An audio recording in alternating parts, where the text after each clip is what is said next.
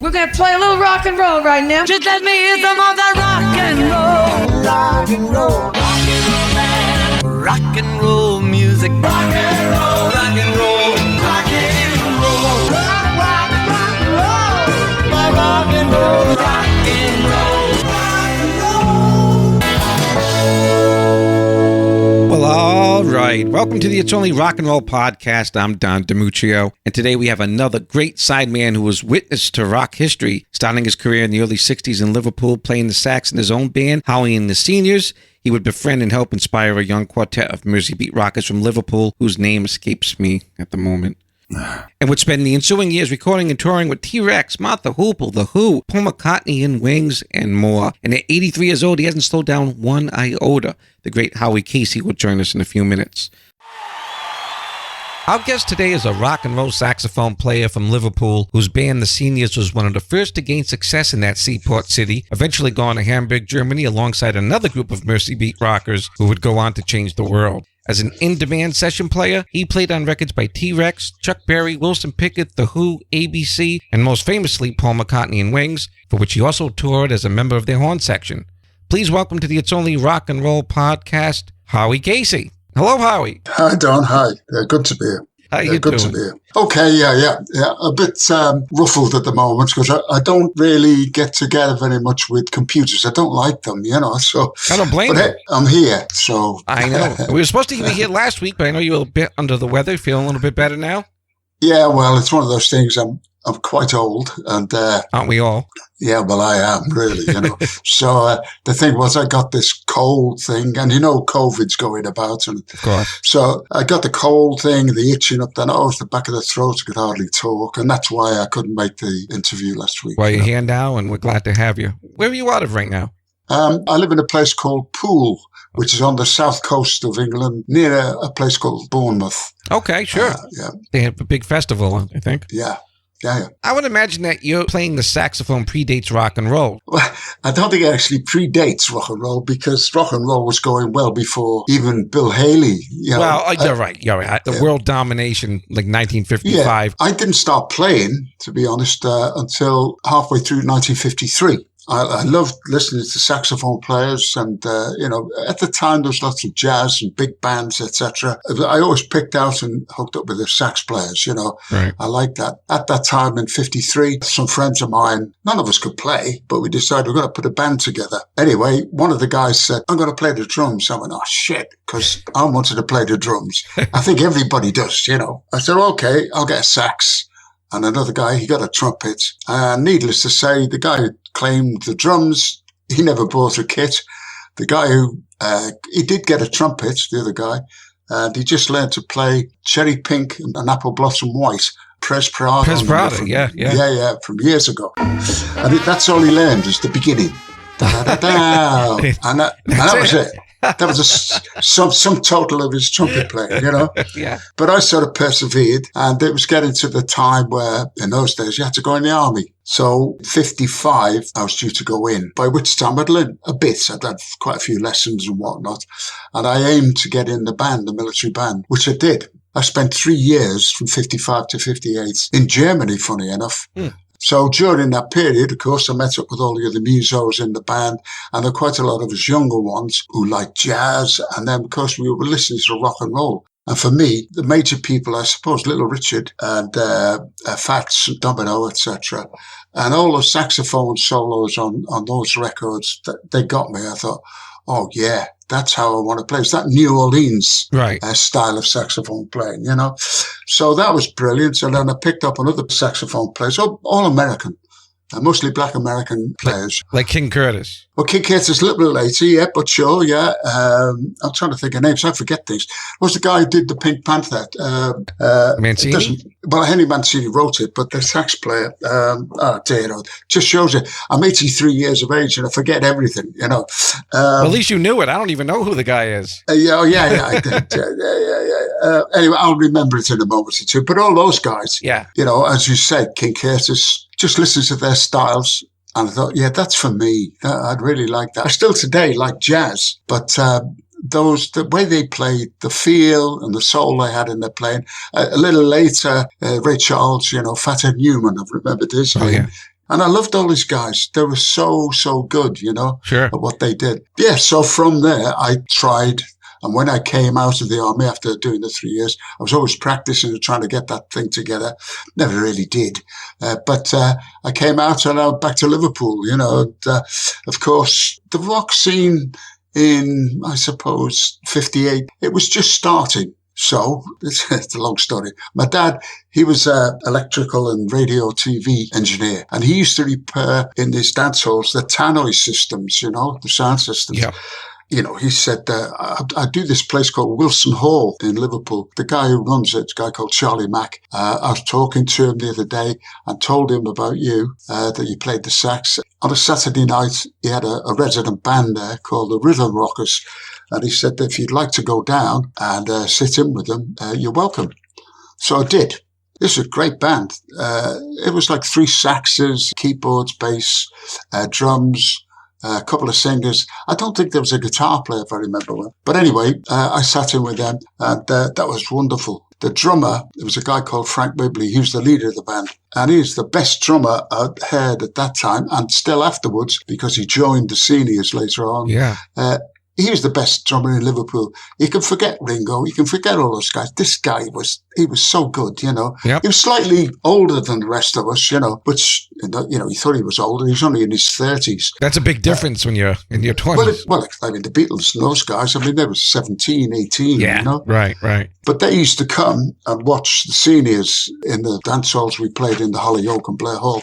Paul and John, they told me that and said, yeah, we used to come and stand. And I sort of remember it. They'd lean on the stage looking up at us, us all sort of farted about on stage, Started off as Derry and the Seniors and would soon be renamed Howie and the Seniors. Talk about how that was. Well, that was because we got the extra singer in. But Derry and the Seniors was a sort of nick off Danny and the Juniors.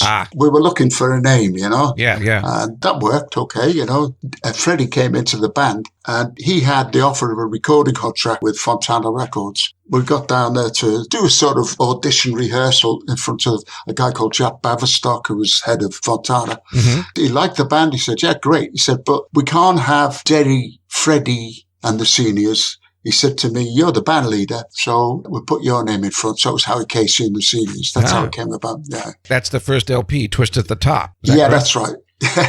Yes. And I know I've read this a million times.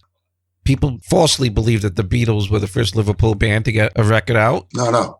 That honor goes to you. Yeah, well, I suppose, dubious honor. But, yeah, the thing was that we were the first Liverpool band to get a proper big recording contract, because I think there were a lot of bands, they went and did. There was a little recording studio in Liverpool, and it was called Philips, but it's nothing to do with Philips, the big studio. And you'd go in there and you'd, knock out a couple of tunes and pay a few quid, and it was like that. No, the Seniors were the first to have a major label. The Beatles followed that same trajectory that you did. You kind of started in Liverpool and went to Germany. Well, we went out there as Derry and the Seniors. And the reason we got that gig was Alan Williams, who was a sort of promoter type person in Liverpool, had a couple of clubs. He arranged auditions with an impresario called Larry Parnes, who wanted to come to Liverpool and to look at some of the bands, the local bands, because he had a summer season in a place called Blackpool, and he had all these singers in his stable. There's Marty Wilde, Dickie Pride, 𝗀𝗙cie heç𝗴𝘆𝗍. They all had names like that. He would take these kids. Was he kind of like a Simon Cowell of his day, maybe? I don't know if that's... Yeah. No TV stuff. But no. Yeah. But he would just take these wide-eyed kids and rename them and repackage them, but it was all his doing. Oh, yeah. Yeah, well, as far as I remember and was told at the time, all these guys they were on TV at the time. These singers who were Billy Fury and so on, they were on a wage of £20 a week. Right. He coined it, Larry Parnes, But anyway, he came to Liverpool and Billy Fury was with him at the auditions at a place called the Wyvern Club, the drinking club. So there's Billy Fury, and we'd never seen a rock star, There he was, he looking moody, lean, Sort of sub-Elvis, Yep. We all got up and did our thing. We acquitted ourselves well. The Casino later became the Big Three. They were there. They did well. I don't know, Roddy Storm and one or two other bands. And then there was this other young band none of us had seen, They were called the Silver Beatles. And so anyway, it was their turn to get up and do something. And they didn't have a drummer. So they was scouting around for a drummer. The guy from Castle of Casanova was Johnny Hutchison. He said, okay, I'll play with you, So they got up and they did their thing. They leapt about a lot. Yeah. That's what I can say. Because none of us there, we weren't really old hands, but we've been at it a few years, And we think, well, okay, didn't even think about it twice, Right. But anyway, as it turned out, we had the gig. Alan Williams said, yeah, you've got one of the gigs back in one of the singers like 𝗙𝗲𝗃𝗃 or whatever. And we thought, brilliant, we're going to go to Blackpool for the whole summer and so on. And then a few weeks later, he rang me up and said, Howie, he said, it's been cancelled. Your job is gone, So it's like, oh, shit, what are we going to do now? So we went down, Derry and I went down to the club, sort of cornered him, Alan. He's a slippery character, I thought. But anyway, we caught him and he said, what are you going to do about this, man? Some of the band have given up their jobs. He said, oh, what's okay? Look, we can go down to London to the 𝗃𝗃𝗃𝗃 coffee bar, which is quite famous at the time. So we're all naive, young. So we said, yeah, okay. So about a week later, we all piled in 2 cars, drove down to London, and got to the 𝗃𝗃𝗃𝗃 coffee bar. And I never trusted Alan. And he said, I'll just go in and make sure everything's all right. And I said, yeah. So I went with him and Derry. And of course, he hadn't arranged anything. So we got in there, and so Alan said, I've got a band here. We've come all the way from Liverpool.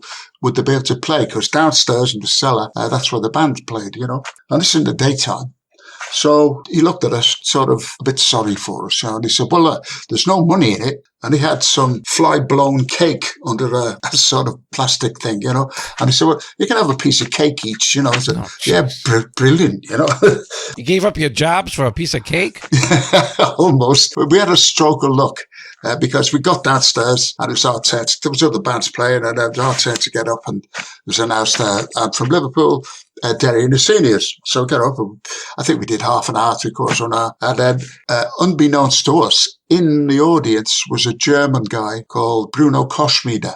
Oh, right. He had a club called the 𝗃𝗃𝗃𝗃. And so anyway, Alan came up to us after we'd finished. He said, Grace, he said, I've got this guy, Bruno Koschmider.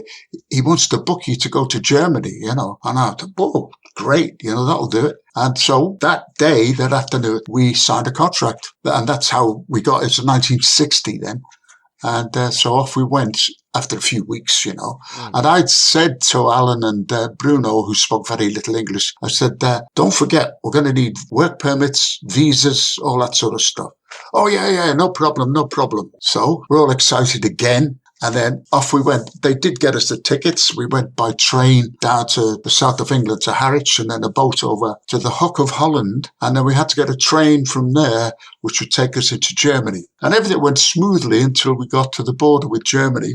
The German police came on and they're saying, okay, that's passports, So I said, showing the passports. And then this copper, he looked up and on the shelves above on the train, all the gear was there, amps, there's drums, saxophones, stuff like that. And he said, what's this for?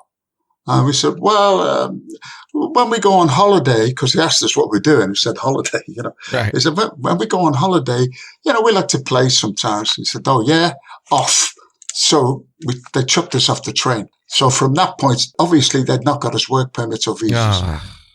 We're standing on the platform and we're all dejected. Here we go. We'll have to go back home, tails between our legs and all that. One of the coppers must have thought, took pity on us. And he said, look, have you got a phone number? They asked us where we were going. We said, Hamburg. He said, have you got a telephone number that we can use? So I said, yeah, here it is, So I gave him the phone and he rang up the 𝗃𝗃𝗃𝗃. And then he must have got a reassurance from either the manager there or from Bruno, that they would sort out all the work permits and everything. It's all in order. So when the next trainer came through, he said, okay, boys, get on it, have a good time. And that's how it went. Boy, did you get lucky. Wow. Oh, yeah.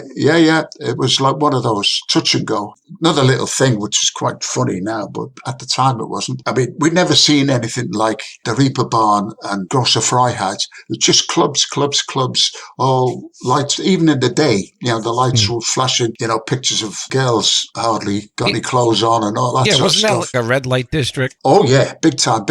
There was legal brothels. Yeah. The clubs of all types, restaurants, of course, cinemas. We got a couple of cabs from the station and it was in the Große Freiheit, the 𝗀𝗃𝗃𝗃. We get outside the 𝗀𝗃𝗃𝗃 and we're looking at there's a big poster, about 6 foot by 3 foot. And it said, Aus England, the seniors, big letters, mit with them. And it said, singer, 𝗙𝗃𝗃𝗃. Yeah. And 𝗙𝗃𝗃 said, what the effing hell's this? Yeah. He said, singer, what's that? And of course, I said, no, because of being in Germany in the army, I said, no, I think it means Negro, which wasn't very good, but. Right. Yeah, right. That's better. Yeah, right. Yeah. No. So that calmed him down a bit. So that was the start of it. By the way, every single one of us, within a day or 2 days, we had girlfriends, the whole 9 yards. Yeah, right. Yeah. So for us young fellas, it was like, kids in a sweet shop. Anyway, we'd been playing a couple of weeks and I got a letter because there was no phones and things in those days. So I got this letter from Alan Williamson saying he was sending over, which time they become the Beatles, to Germany, And I wrote this letter back. I suppose it's become quite famous now. Just said, I don't send that bum band over here. They'll ruin the scene, Because you're thinking of the audition, Larry Ponds. Right. Exactly so. So anyway, it was a fait accompli. They were coming. That's it. I mean, nothing against the guys, but we thought, this is going to be crap. One night we're playing there and they turned up into the 𝗀𝗃𝗃𝗃 with their cases and everything, And so, we got chatting to them and they thought they were going to play in the 𝗀𝗃𝗃𝗃. And they were disabused of that very, very quickly by a guy called Willy Limper. And he was what they called the Geschäftsführer. He was the manager of the 𝗀𝗃𝗃𝗃. Yeah. He said to them, no, boys, you play in the Indra up the road. So they were disappointed. And we had our bedding and so on. Where we slept was in the 𝗀𝗃𝗃𝗃. It was underground, So you can imagine after a whole night into the early hours of smoke, drink, booze, whatever, Yeah. The place was airless, it stunk. We didn't have there was no bathing facilities. We had one sink, which was in the ladies' toilet, which wasn't too fragrant either. Yeah. That was what we had to wash and clean ourselves in, each day. But again, we were more or less like the Blues Brothers, we were funky, Right. But anyway, the Beatles, they were installed in a cinema up the road called Bambi Kino. And that wasn't much better because they didn't have anywhere to clean themselves, really. We had a break one night, a couple of nights later, and we went up, let's see how they're getting on, And we went in, and of course, Pete Best was on drums by this time. Yeah. And Stuart Sutcliffe on bass. They improved, 200%. And they were doing well, really good. But it was only a small bar that had a little stage. And I think it'd been used as a bar with a stripper every so often, Right. And it was full of blokes, sitting there swigging a beer and so on, Yeah.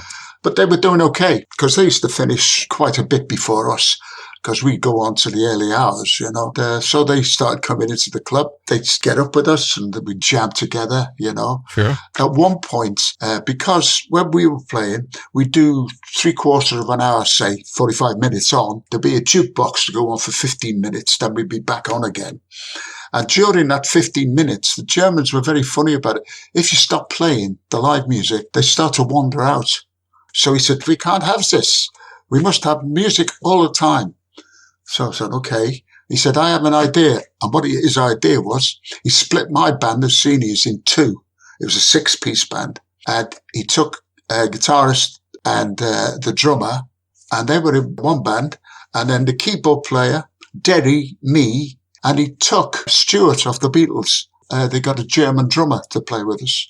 And that was how it went. And they didn't like it. We really didn't like it because that meant all the material we got. We had to sort of get loads of material. I'm in a band, and I'm just thinking, hearing you saying that, how the hell is that going to work? Which band's going to play which material? And Yeah. And the other thing was you had to, whichever band was on, they'd be playing their last number, and the other band would come on and start playing that number to, and they'd wander off, Oh, jeez. But they're all gangsters, those guys. You didn't mess with them, No. You said Stuart played with you, so help me maybe dispel a rumor or maybe confirm it. Mm-hmm. How was he as a bass player? Well, yeah, it was okay, because most of the stuff we played anyway were 12 bars. or simple 3-4 chords, So he's okay, he's fine. And the keyboard player, he'd fill in a lot of stuff, So Yeah. I know there's all these things about, he wasn't dreadful. There's no doubt about that. He was, I think he was John's friend, and it was the art thing that got them together. Right. And I think that was, well, you play the bass and, he can be in the band. Right. That type of thing. Right. But yeah, he wasn't a star player. None of us were really in those days. But that's just it. How much worse was he than, say, Paul, well, at the time? Yeah. I mean, Paul, I would reckon he was the best musician in the Beatles, of course, Right.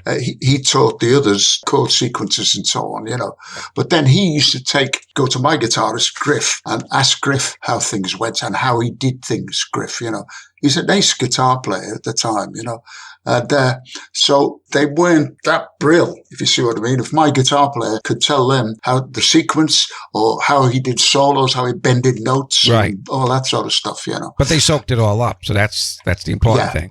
Yeah. But, how would you compare the material that the Seniors were doing with the material that Beatles were doing at the time? About the same, really. Really? Yeah, well, it was all nicked from America. It was all, the Little Richard, Chuck Berry, it was all that stuff. Fats Domino. Yeah, so it was like in Liverpool at that time.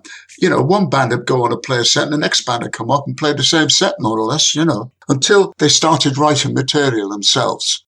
So now, at some point, the Beatles break big in the UK, 1963. Yeah. How does that affect what you were doing? Well, not a lot, because we put our first record out and we made it in 61, but I think it came out in 62. That was going fine. We were touring Britain and so getting radio plays and blah, blah. And then I left the band. Oh. Well, what it was, as you did in those days, I was going out with a girl in Liverpool and we got pregnant. And of course, I had to get a proper job, at that point. Yeah. And get married and all that. So I just said to the guy, sorry, man, I'm out. And so I stopped playing.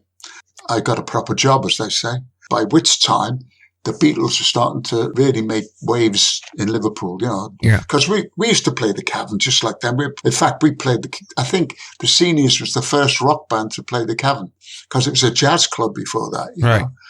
But anyway, and I could listen to the radio and I could hear Jerry, the Pacemakers and, the Beatles and all these bands from Liverpool, doing things on the radio, etc. And I used to think, geez, what did I do? Well, obviously you got back into the music thing. Well, again, as I say, I was doing my job. I was managing a shop. It's a friend of mine. He was in a band called 𝗙𝗂𝗧𝗘 and the Dominoes. Right. And they were the house band at the Star Club. And they had a break and he came over to my house and he said, look, Howie, he said, there's a band called Cliff Bennett and the Rebel Rousers. They come to the Star Club every so often. And he said, they got 2 saxes. And said, we'd love to have a sax player if you're interested, And I almost kissed him. I said, yeah, I'm there. And so that's how it came about. One day, I said to my wife, look, I'm going over to Hamburg. The money's better anyway than I'm earning here. Mm. And what year are we talking? About 63, something like that, yeah. Now, he was famous for having recorded some of the Beatles shows at the Star Club. Yeah. Right? Yeah. Well, I mean, that all went on anyway. There's a guy called 𝗷𝗄𝗋𝗄𝗏. He was with the Big Three, he was the guitarist, but he got the job as a sound man at the Star Club. So he recorded every damn thing. All the bands that went on there, the American bands, whatever, Yeah. And I think 𝗙𝗂𝗧𝗘 himself, I don't know if he actually got it off Adrian, but he did the same sort of thing. Nobody was saying, you can't do that. Of course not. No, so, not until the lawyers get involved. Yeah, that's right. At some point, 𝗀𝗙 Visconti comes into your life. Oh, yeah. Well, that was quite a few years later. Dominoes broke up. I was back in Liverpool. Then I went down to London because that was the only place you could make it in the business. 𝗀𝗙 Visconti, he rang me up a couple of times because I played on a few records, and things. And he said, would I go and do some tracks for him? And it was in his house. They had a little recording studio. He was married to Mary Hopkin at the time. And so I used to go in there. He'd play tracks. And he'd say a bit there and a bit there. I'd say, okay, do a bit there and there. Anyway, a little time later, he said, Howie, got a session here. It was in a big studio. He said, it's for a band called T.Rex. We'd like you to come and do something, So I said, okay, it's a session. You get money. That's what it's about. Right. Yeah. And so anyway, went down there. I put down a couple of tracks. And it's a difficult one for me, this, because I liked Mark Bolan very much. He was a sharp cookie. Yeah. You know? He had it all sorted. He had his own publishing. He employed a manager to do things for him, and things like that. But the style of his music, I wasn't altogether sure with. But the thing was, it went down a stone. I worked with him for a while. I went on the road with him for a while, and I did a few tracks with him, as you know. You did 20th Century Boy? Yeah. Well, from the recording sessions, it was easy peasy. You know, I'd go in, listen to the track, and Tony would tell me what he'd like and so on. And then I'd play it, and hopefully it was okay. And then I'd get my money. Would Mark be there, or was his bits already recorded? No, he'd be there. A lot of the band would turn up as well, you know. It's okay, you know. And then there was a tour came up, and they asked me would I go on the tour. And I did that. We toured Britain. There's a little anecdote there if you want to hear it. Please. Yeah, well, you know, Mark is a showman, right? Of course. And he had this thing at that time. The band would be on stage in darkness, if you like, but he would come on in the dark, and he had this huge star was made. It was like flat on the stage. I've seen it. You've seen it? Yeah. And he'd come on and he'd lie on it with his guitar on his chest. And then as we started playing, up it'd come, all lights would go on. He had the stage, but then there was a little piece out front where he'd jump onto and start playing, right. You know. And it was great. It worked terrific, you know. It was sort of pushing, you know, the mechanics on the start thing. Yeah. So this particular night, I think it was in Newcastle. And of course, he wore very tight, as we all did in those days, very tight trousers and clothes, you know. Yeah. And so whatever happened with the start, I don't know, but it seemed to flick him harder. And he sort of staggered. He got onto this wooden piece, and all the girls around it by the stage and looking up at him. And of course, his trousers had split underneath from the front to the back. Yes. And as I say, the girls could all see his meat and two veg. You probably didn't care. Oh, no, he did realise all of a sudden a draft must have come off or something. And he dashed off stage, you know, and we kept going and he came back on again, you know. That's a Spinal Tap moment right there. Oh, yeah, for sure. So Tony Visconti at some point calls you up and reintroduces you to your old friend. Who's that? Some guy named Sir Paul something? Oh, yeah. No, well, I've done a few other things for Tony. And, you know, in the meantime, I played with loads of the rock bands, 𝗵𝘃𝗃, and, you know, there's loads and loads of them I played with. But anyway, he called me up. He just said, I've got some sessions with Paul. I think it was Abbey Road we were doing them. So he said, would I like to come along and play, you know? Of course, I said, no. No, I didn't know. But anyway, I said, yeah, sure. It's a session, you know, just a recording session, whether it's Paul or whoever. There's another little thing there. I was living in London at that time, you know, so for some reason, I went to Air London Studios. AIR, you know. I'd done loads of sessions there over the years, you know. And I woke up there and said, so where's Paul's session today? He says, not here, mate. No. So where is he? And then there was a guy came, he said he's at Abbey Road. I was like, holy shit. You know, so jump into a cab and get down to Abbey Road. And of course, the first number they had lined up was Jet. And they had the saxophone players all sitting in their chairs waiting for me, you know. Oh my God. How late were you? Half an hour, something like that, you know. Feels like an eternity though, when you're in the studio. Yeah. They were okay about it. And it was like meeting up with Paul again and Denny, because I knew Denny as well. And then, of course, we got on with it. We did Jet. And then Paul asked me to stay behind. Yep. He said, I've got a couple of other tracks here. Would you like to do them? So I said, okay, you know, fine. And then we did Mrs. Vanderbilt and Bluebird. Your solo on Bluebird is, I don't know what to call it. Incredible. Thank you very much. I didn't think so, because what happened was, it's a bone of contention for me, this. But, okay, he said, they've got this track, Bluebird. He said, we'll point at you and play solo there. I was listening to the tune coming through, and then I played the solo. And they said, yeah, that'll do. I said, no, I was just running through. Yeah. He said, no. He said, okay, you can. So I tried two other solos. Paul said, no, we'll have the first one. Right, that's great. But what's happened in recent years, well, quite a few years now, they didn't film any of that. None of those sessions for Band on Their Own were filmed. Right. But everything after that was filmed, you know. Okay. And another thing, it's me being an old git, but you know how much I got for that album? How much? £30. What? That's it, £30. It's a session fee, the 3-hour session fee. Yeah. So anyway, no matter. They asked me, it was about a month or more later, and the album was out by this time. And I got this call, would I go to Abbey Road? And they wanted to make a film of me doing Bluebird, So I said, yeah, okay. I was going to get paid for that. Yeah. It's okay. So I get down there. And of course, by this time, I've forgotten, I didn't have the record even, So just let me hear it. And so is that such and such a chord? And then Paul, he starts singing my solo to me. He comes out in the studio and stands next to me. There's photos of that. I've seen this footage you're talking about. I know exactly. Yeah. So to all intents and purposes, it's Paul telling me what to play. And he tell you, that pisses me off no end, because that's what people are going to think. Because I was in the studio on my own, first take, bump, and done, I was probably drunk. No, actually not, because there's another little thing. When the filming part, he was doing that. He said, would you like anything to drink? And I said, yeah, I could do with a beer. And he said to one of the roadies, John, he said, go and get a beer or whatever. My drinking capacity was well known.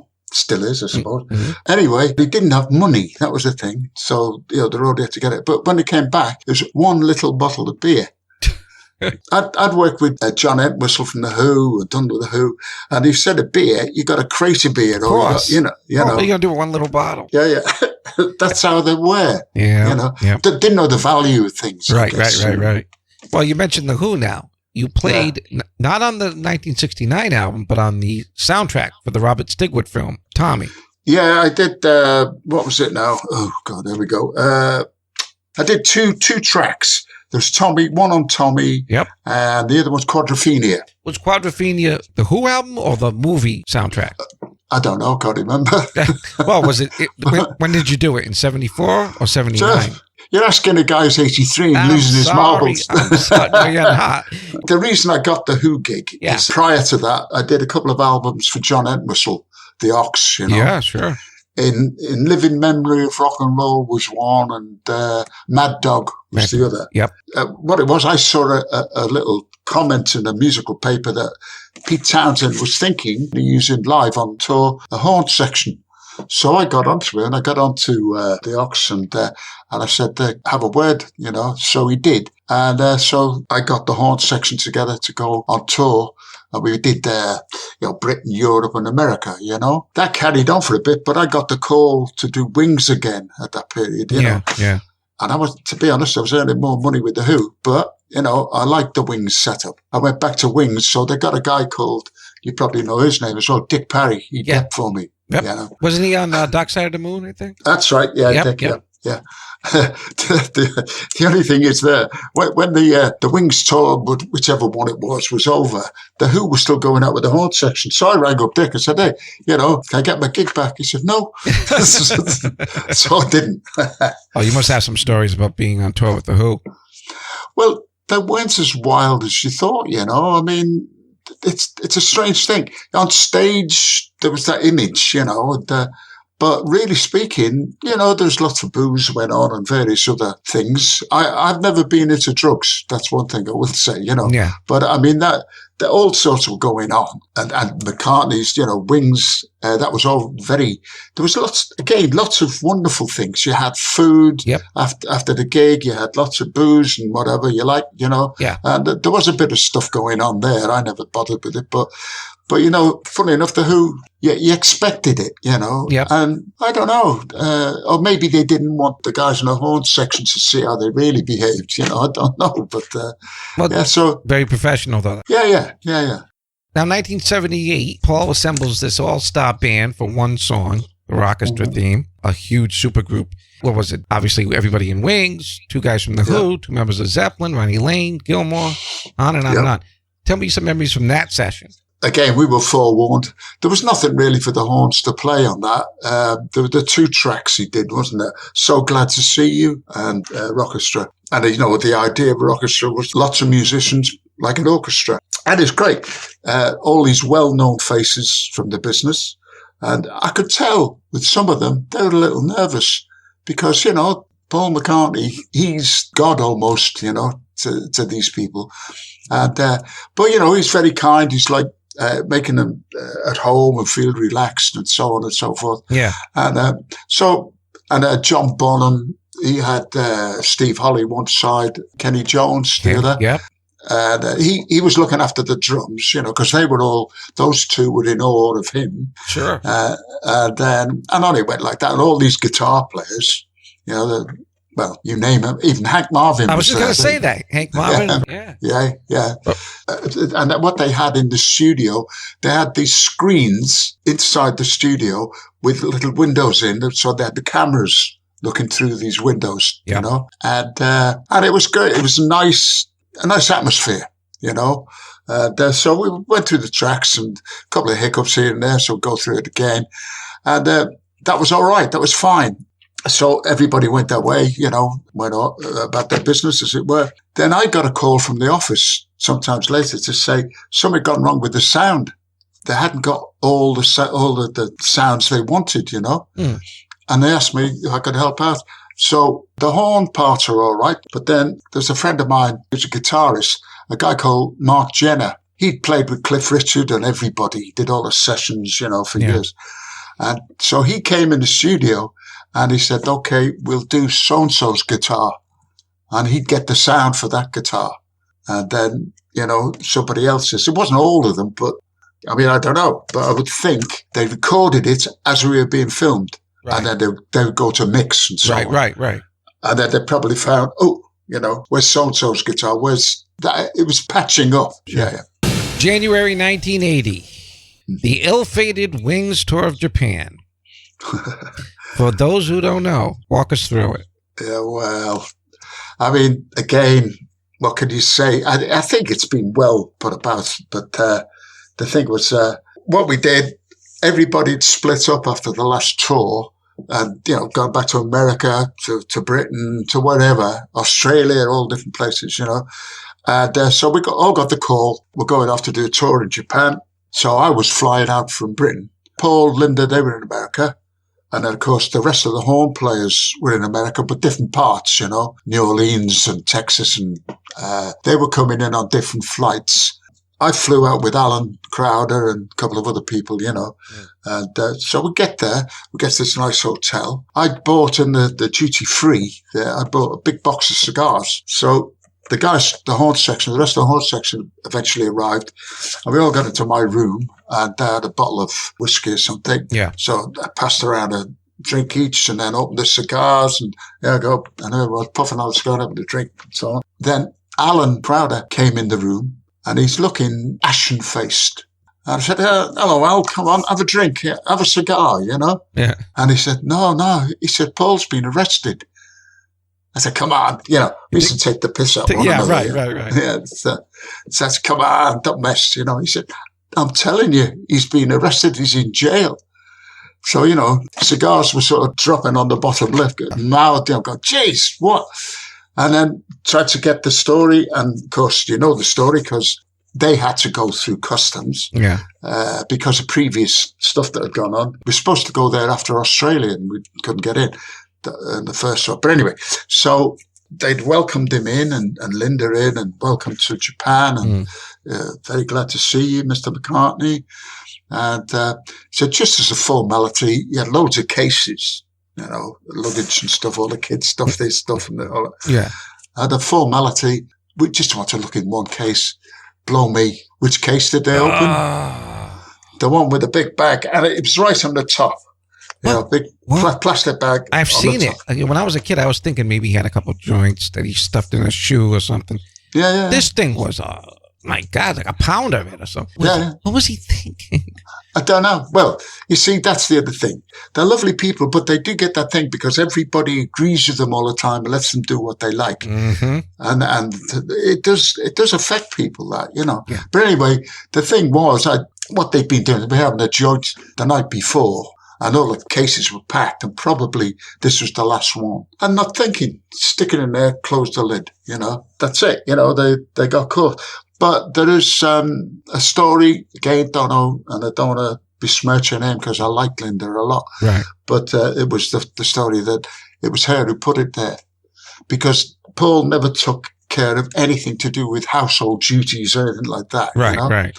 So you can just imagine she said, "Oh, the luggage, yeah, I'll just put there," But he took the rap, which was good, good of him, Of course. And then we were told, "Okay, there's nothing we can do. You've got to hang around the hotels in Tokyo. Just hang around. Don't go too far in case the call comes to leave. As soon as we can sort it out, we'll be back on a plane, And that's exactly what happened. I don't know how long it was, possibly a week. 9 days. 9 days, was it? Okay. Yeah. And so we were wandering around Tokyo, this, that, the other, and then, having a few drinks at the bar, blah, blah. And there was all sorts of big people getting onto the Japanese government. Edward Kennedy was one of them that was mooted about, Wow.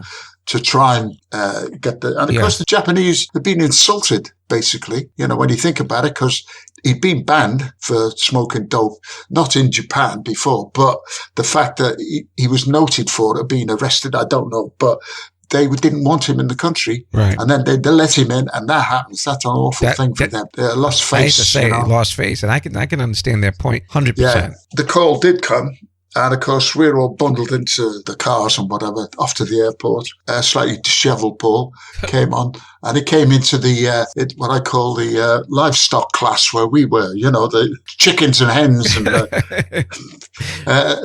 and he was put in there. Then, of course, as soon as the doors shut on the plane, off he went, up to the first class, But, it could have been 7 years. He told us, he said, it could have been away for 7 years. Yeah. He said when he was in there, they allowed him a guitar, an acoustic, and but there's the Japanese style is to squat, not to sit on a chair, So he's to squat in the cell with a couple of other Japanese blokes, and play songs, But so that was it. And then it wasn't too long after that things fell apart.